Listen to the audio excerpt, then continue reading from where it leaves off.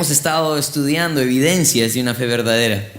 Hoy vamos a estudiar acerca de la fe y las obras, ¿verdad? Y yo tengo un pequeño cuadro ahí que quiero mostrarles porque, ¿saben? En el libro de Santiago, pareciera que muchas veces está contradiciendo mucho de lo que Pablo habla, por ejemplo, en Romanos, ¿verdad? Cuando él está hablando de que nadie es justificado por obras de la ley, pero Santiago empieza a hablar y dice que la fe sin obras es muerta. Y es que, miren, parece que había dos grupos de personas a las cuales también ellos estaban escribiendo. Pablo estaba escribiendo a un grupo de personas que se habían convertido en personas legalistas, ¿verdad? Y habían exaltado las obras de la ley y habían dejado de ver la esencia de estas obras. Así que Pablo estaba diciendo a los romanos, nadie va a ser justificado por las obras, es por la fe sola.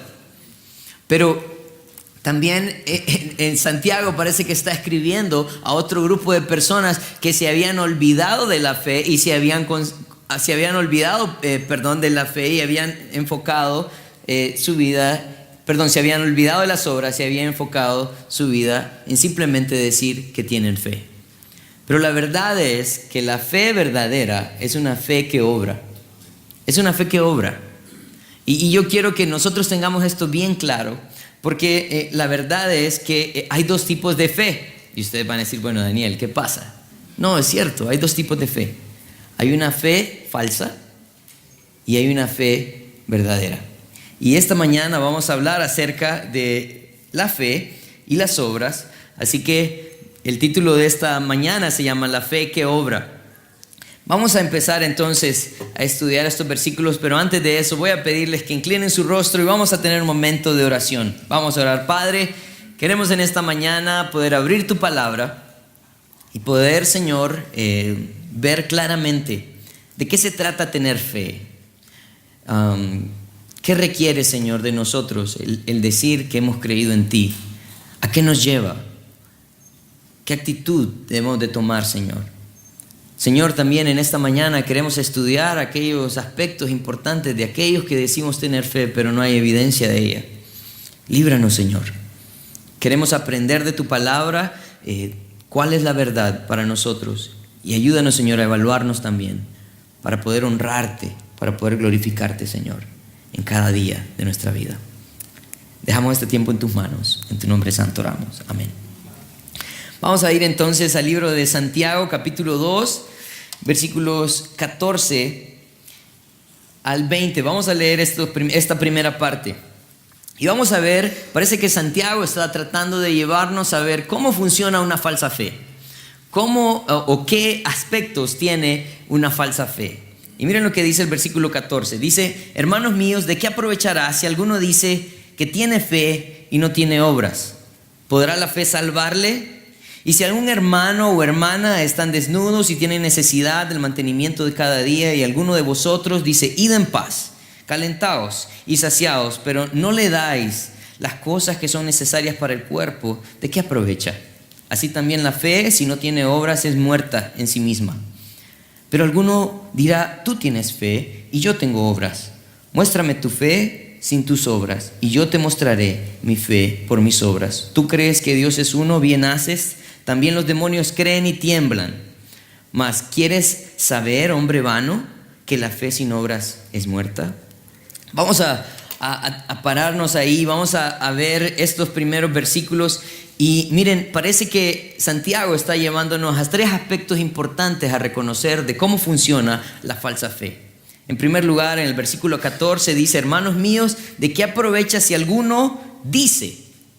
Si alguno dice que tiene fe y no tiene obras, ¿podrá la fe salvarle?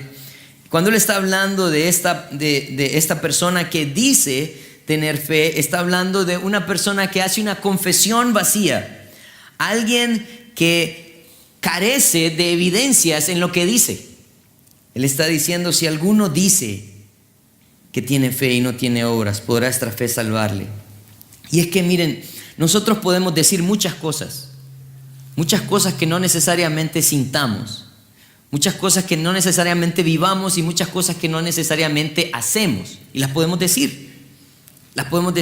Y Jesús sabía eso. Jesús sabía que había mucha gente que decía creer en Él, pero verdaderamente era mentira. Yo quiero que vaya conmigo a Juan, al libro de Juan, al capítulo 2, al versículo 23.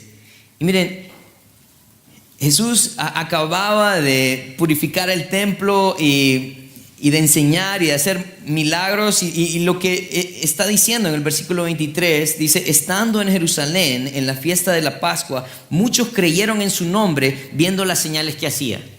Yo quiero preguntarles, ¿cuál era la razón por la cual ellos creían en Jesús? Porque habían visto sus señales. Miren, y esto es algo bien importante, porque muchos de nosotros andamos buscando señales de Dios, pero nos olvidamos de buscar a Dios. Muchos de nosotros andamos buscando milagros, ¿verdad? Pero la única persona que queremos beneficiar es a nosotros mismos. El Señor sabía eso, y Él dice que habían muchas personas que habían creído por sus señales, pero Jesús mismo, dice, no se fiaba de ellos porque conocía a todos. Jesús está diciendo: yo no me fío de ninguno de estos, porque los conozco, sé qué es lo que hay en sus corazones. Y no tenía necesidad, dice el versículo 25, de que nadie le diese testimonio del hombre, pues Él sabía lo que había en el hombre. Él no ocupaba que alguien le viniera a decir: mire, fulano de tal. No, Él sabía perfectamente lo que había en el corazón del hombre. Pero aquí dice que ellos habían creído. Quiere decir que de pronto esta era una falsa fe. Esta era una falsa fe, una fe que solamente dice. También en Mateo capítulo 7, Jesús, en el Sermón del Monte, Él estaba hablando acerca de un grupo de personas que se iban a presentar ante Él. Y miren lo que dice el versículo 21. Dice: no todo el que me dice, nuevamente, Señor, Señor, entrará en el reino de los cielos, sino ¿quién? Vamos a ver. No todo el que me dice Señor, Señor entrará en el reino de los cielos, sino el que hace la voluntad de Dios. Así que muchos pueden decir Señor, Señor, pero no necesariamente creer en Él. Pero miren, ellos tenían algunas evidencias. Versículo 22 dice: muchos me dirán aquel día: Señor, Señor, ¿no profetizamos en tu nombre, y en tu nombre echamos fuera demonios, y en tu nombre hicimos muchos milagros? Y entonces, miren lo que va a hacer el Señor: les declararé, nunca os conocí, apartaos de mí, hacedores de maldad. Había una falsa fe. Había una falsa fe, una fe que solo estaba, como decimos nosotros, del diente al labio. Pero no había una obra interna. No había una confianza en su corazón. Ellos de pronto creían en Dios buscando una conveniencia propia, pero no había una evidencia de ella. Así que Santiago está diciendo: ¿cómo funciona esta falsa fe? Bueno, muchos solamente dicen, pero en realidad no creen. Esta fe no salva. Otra evidencia de una falsa fe, en el versículo 15 y 16 dice: si algún hermano o hermana están desnudos y tienen necesidad del mantenimiento de cada día, y alguno de vosotros dice: id en paz, calentados y saciados, pero no les dais cosas que son necesarias para el cuerpo, ¿de qué aprovecha? Nuevamente dice: así también la fe, si no tiene obras, es muerta en sí misma. No solamente hay personas que dicen, pero también hay personas que no hacen. Una falta de compasión por los demás. Lo que nosotros estudiábamos la semana pasada, el pastor José Dan hablaba acerca de la necesidad que teníamos, la importancia que había en no hacer distinción de personas. ¿Por qué? Porque para el Señor todos somos importantes. En el versículo 27 del capítulo 1, Él está diciendo: la religión pura y sin mácula delante de Dios el Padre es esta: visitar a los huérfanos y a las viudas en sus tribulaciones y guardarse sin mancha del mundo. O sea, esta fe que nosotros tenemos se evidencia ¿con quién? Con el hermano, con el prójimo. El Señor dividió la ley en dos y Él dijo: amarás al Señor tu Dios con toda tu alma, con toda tu mente, con todas tus fuerzas. Pero también vas a amar a tu hermano, a tu prójimo como a ti mismo. Y si no amamos a nuestro prójimo, entonces no cumplimos el amar a Dios. Esto es algo bien importante para nosotros, porque sí es cierto, nosotros creemos que las obras no nos salvan, pero las obras son una evidencia de nuestra fe. La fe tiene que mostrar algo diferente, un fruto en nosotros. En Mateo capítulo 25, Jesús hablaba acerca de esto. Porque miren, va a haber un día en que vamos a estar delante del Señor. Y Él estaba diciéndole a sus discípulos que ese día iba a llegar y les explicaba lo que iba a suceder en ese día. Miren lo que dice, versículo 31, capítulo 25 de Mateo. Dice, cuando el Hijo del Hombre venga en su gloria y todos los santos ángeles con Él, entonces se sentará en su trono de gloria y serán reunidas delante de Él todas las naciones. Apartará los unos de los otros como aparta el pastor las ovejas de los cabritos. Y pondrá, dice, a las ovejas a su derecha y a los cabritos a su izquierda. Entonces el rey dirá a los de su derecha, venid benditos de mi Padre, heredad del reino preparado para vosotros desde la fundación del mundo, porque tuve hambre. Miren, esta es la razón por la cual ellos iban a disfrutar del reino. Porque tuve hambre y me diste de comer, tuve sed y me diste de beber, fui forastero y me recogiste, estuve desnudo y me cubriste, enfermo y me visitaste, en la cárcel y me visitaste a mí. Y miren lo que dice el versículo 37. Entonces, ¿quién? Los justos. Entonces los justos le responderán diciendo, Señor, ¿cuándo te vimos hambriento y te sustentamos, o sediento y te dimos de beber? ¿Y cuándo te vimos forastero y te recogimos, o desnudo y te cubrimos? ¿O cuándo te vimos enfermo o en la cárcel y vinimos a ti? Y respondiendo el rey le dirá, de cierto os digo que cuando lo hicisteis a uno de estos mis hermanos más pequeños, a mí lo hicisteis. Entonces dirá también a los de la izquierda, apartaos de mí, malditos, al fuego eterno, preparado para el diablo y sus ángeles. Entonces, definitivamente, la fe que obra es una fe que hace, no solamente dice, es una fe activa, pero que se refleja en el amor y el cuidado a los demás. Santiago estaba hablando del peligro que a veces hay en la congregación, entre nosotros, que nosotros de pronto pensemos, el ir a la iglesia es suficiente, el estudiar la Biblia es suficiente, el orar es suficiente, y nada de esto es malo, es bueno, es necesario.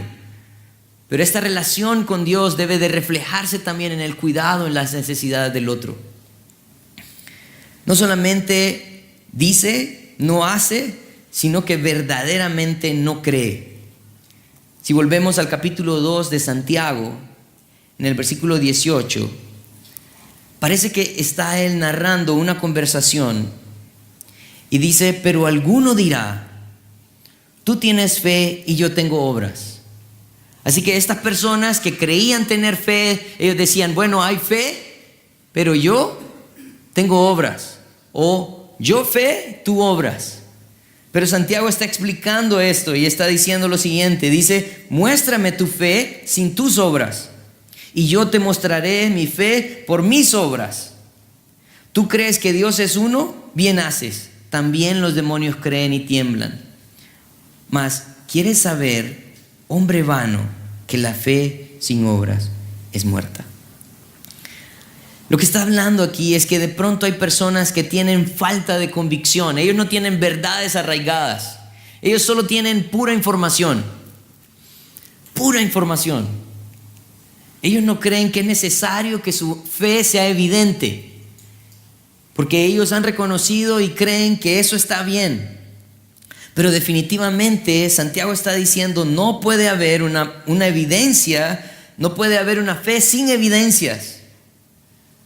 Él está diciendo, hay muchos que creen. El versículo 19 le dice, ¿tú crees que Dios es uno? Bien haces. También los demonios creen. ¿Y sabe qué hacen los demonios? Tiemblan. Pero nosotros decimos creer en Dios y no le tememos. Ni siquiera temblamos. Es interesante ver cuando Jesús estaba en esta tierra y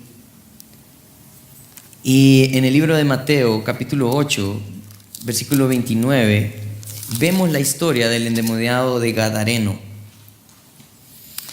Y miren los endemoniados de Gadareno. Miren lo que dice acerca de ellos. Dice, versículo 28, cuando llegó a la orilla, a la tierra de los Gadarenos, vinieron a su encuentro, dice, 2 endemoniados que salían de los sepulcros, feroces en gran manera, tanto que nadie podía pasar por aquel camino. Y clamaron diciendo, esto es los endemoniados, ¿qué tienes con nosotros, Jesús, Hijo de Dios?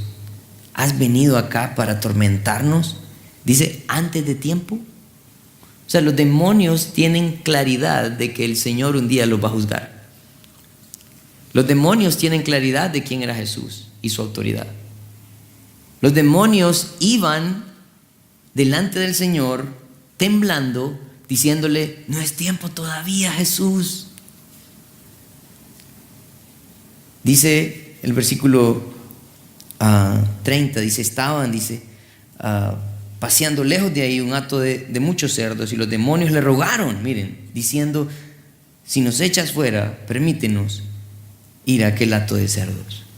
Verdaderamente los demonios sabían quién es Jesús, saben quién es Jesús. De pronto ellos tienen mayores convicciones que nosotros muchas veces. ¿Por qué? Porque de pronto nosotros decimos, es suficiente creer, no es necesaria la evidencia. Yo creo en Dios. Santiago dice, los demonios también creen. Y los demonios hacen algo que ustedes no hacen. Los demonios tiemblan, reconocen la autoridad. Los demonios saben quién es Jesús y le tienen respeto a Él.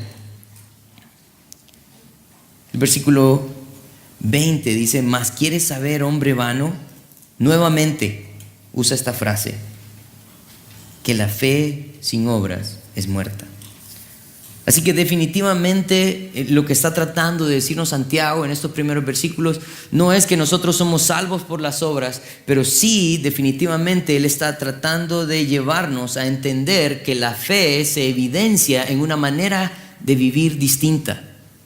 Pablo hablando a los Efesios, en Efesios 2 al 10, de pronto ustedes lo conocen, dice, por gracia sois salvos por medio de la fe. Y esto no de vosotros, es don de Dios. Versículo 9 dice, no por obras, para que nadie se gloríe. Pero en el versículo 10 dice, porque somos hechura suya, creados, dice, en Cristo Jesús, para buenas obras, las cuales Dios preparó de antemano para que anduviésemos en ellas. En Cristo Jesús, ahora nosotros podemos vivir de una manera diferente. Jesús hablando a sus discípulos en Mateo 5, 16, Él les decía, así alumbre vuestra luz delante de los hombres para que vean vuestras buenas obras y glorifiquen a vuestro Padre que está en los cielos. Así que definitivamente la salvación es por fe en el sacrificio de Jesucristo en la cruz. No hay otra manera de hacerlo, pero el momento que yo he creído en Jesucristo como mi único Señor y Salvador, ahora yo vivo para Él. Y eso se evidencia en una vida cambiada, en una toma de decisiones totalmente distinta a lo que yo solía hacer. Ahora me fundamento en su palabra para poder vivir de una manera distinta. Por esa razón, Santiago, en la segunda parte de estos versículos, de los versículos 21 en adelante al 26, nos da dos ejemplos de los héroes de la fe. Y en el versículo 21 entonces él empieza a hablar de una fe que obra y está diciendo, ¿no fue justificado por las obras Abraham nuestro padre cuando ofreció a su hijo Isaac sobre el altar? ¿No ves que la fe actuó juntamente con sus obras y que la fe se perfeccionó por las obras? Y se cumplió la escritura que dice, Abraham creyó y le fue contado por justicia y fue llamado amigo de Dios. Yo quiero que vayan conmigo a Génesis 22, porque ahí está la historia, esta historia que narra Santiago acerca de Abraham. Génesis 22. Para los que no saben, en este momento, Abraham ha recibido finalmente el hijo de la promesa. Lo recibió a través de una mujer que era estéril. El Señor dio la vida Y después de que Abraham se equivocó tanto en su vida, el Señor finalmente le recuerda su fidelidad, su amor, su cuidado. Pero lo que está pasando en el versículo 22 es algo que a mí en lo personal muchas veces me desconcerta. ¿Por qué? Porque empieza en el versículo 1 del capítulo 22 diciendo: aconteció después de estas cosas que probó Dios a Abraham y le dijo: Abraham, y él respondió: heme aquí. Y dijo: toma ahora tu hijo, tu único Isaac, a quien amas, y vete a tierra de Moriah y ofrécelo ahí en holocausto sobre uno de los montes que yo te diré. Miren, esto es algo bien interesante, porque el Señor a través de la ley nos muestra que Él no está dispuesto a que nosotros matemos a nadie, ¿no? Es más, uno de los mandamientos es: no matarás. Pero Él tiene una intención con esto. La intención, según el versículo 1, era probar a Abraham. Yo quiero preguntarles, ¿qué es lo que iba a probar de Abraham? Su fe. Su fe. Porque fe es creer en la palabra de Dios. Fe es obediencia a la palabra de Dios. Y después de tantos años, él tiene un hijo y ahora el Señor le dice: ve y ofrécelo como sacrificio. ¿Qué hizo él? Agarró al muchacho, caminó 3 días, llegó al lugar donde iban a sacrificarlo, y dice el versículo 6: y tomó a Abraham la leña del holocausto y la puso sobre Isaac su hijo, y le tomó en sus manos, dice, y le tomó en su mano, dice, el fuego y el cuchillo, y fueron ambos juntos. Entonces parece que el muchacho tiene una incógnita en el versículo 7. Y le dice: entonces habló Isaac a Abraham su padre y le dijo: Padre mío. Y él respondió: heme aquí, mi hijo. Y él le dijo: he aquí el fuego y la leña, mas ¿dónde está el cordero para el holocausto? Isaac estaba pensando, estaba diciendo: bueno, tenemos todo, ¿verdad? Solo hay una cosita que nos hace falta. La cosita que nos hace falta es el cordero para el holocausto. ¿Dónde está? La respuesta de Abraham en el 8 dice: y respondió Abraham, miren lo que dice: Dios se proveerá de cordero para el holocausto, hijo mío. E iban juntos. Dios va a hacer algo, hijo. Dios va a hacer algo. Y es que también en Hebreos 11 aparece esta misma historia. Hebreos capítulo 11, versículo 17. Dice: por la fe Abraham, cuando fue probado, dice, ofreció a Isaac. Y el que había recibido las promesas ofrecía su unigénito, así, habiéndosele dicho: en Isaac te será llamada descendencia, pensando que Dios es poderoso para levantar aún de entre los muertos, de donde en sentido figurado también le volvió a recibir. O sea, lo que está diciendo es: ¿saben qué? Abraham reconoció que quien había dado la vida a ese vientre para poder producir otro hijo era Dios. Y si le tocaba entregarlo y sacrificarlo, quien iba a volver a la vida a ese muchacho era Dios. Pero lo único que él tenía que hacer era seguir en obediencia la palabra de Dios. Seguir en obediencia la palabra de Dios. Dios no permitió que ese niño muriera. Si nosotros seguimos la historia en el capítulo 22, cuando él estaba a punto de hacerlo, el Señor lo paró a través de un ángel y le proveyó un cordero para el sacrificio.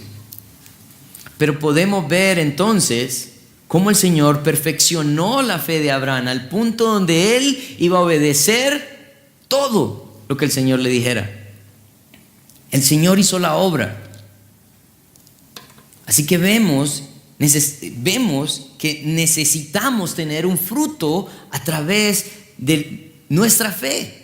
No solo decir que creemos en Dios, sino actuar también como si le obedeciéramos, como si le creyéramos.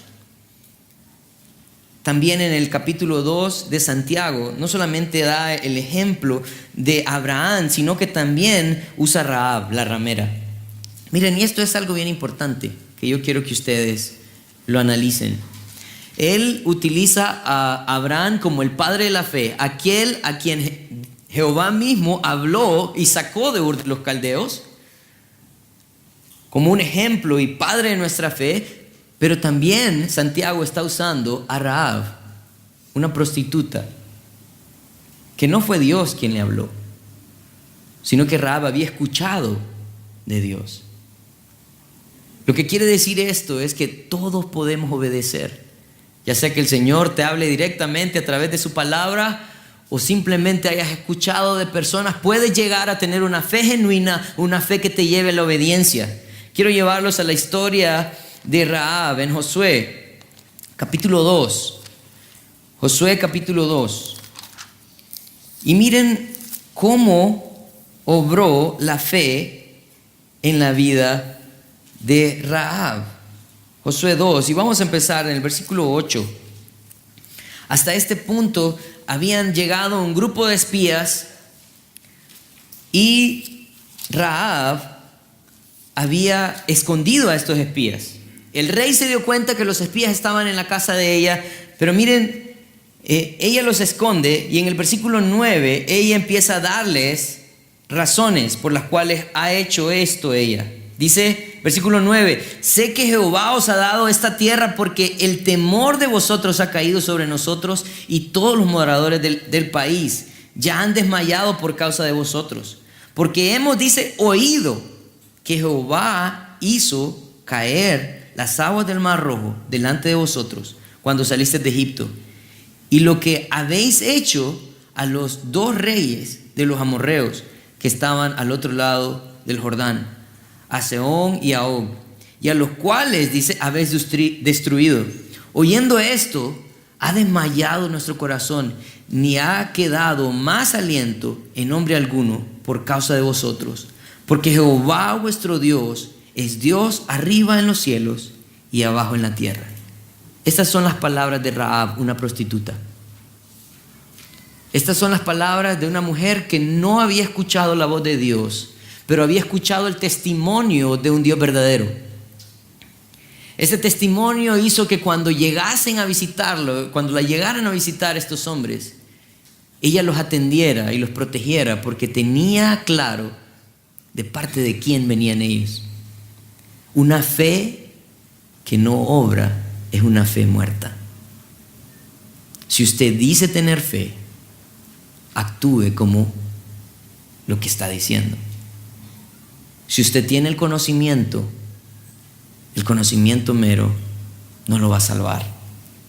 Rahab entonces actuó como alguien que creyó verdaderamente. Y saben, tanto Abraham como Rahab están en Hebreos 11 como parte de los héroes de la fe. En Hebreos 11:31 dice esto: por la fe Rahab, la ramera, no pereció juntamente con los desobedientes, habiendo recibido a los espías en paz. Por la fe Rahab actuó. Así que nuestra fe siempre va a ser una fe activa. Jamás va a ser una fe pasiva. El que dice tener fe y no quiere vivir para el Señor es alguien que verdaderamente no ha creído en Dios. Eso es lo que nos está motivando Santiago. Y él termina en el versículo 26 diciendo lo siguiente. Dice: porque como el cuerpo sin espíritu está muerto, así también la fe sin obras es muerta. Yo les quiero preguntar algo. ¿Qué hacemos nosotros con un cuerpo sin espíritu? Lo velamos y luego lo enterramos, ¿verdad? Ya no hay nada más que hacer. Lo puede hacer momia si quiere, pero no sirve para nada. Así también nuestra fe, sin una evidencia de vida, es muerta. No sirve para nada.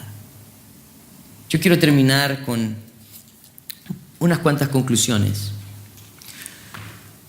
No somos lo que decimos somos lo que hacemos. El comportamiento del hombre define quién dice ser.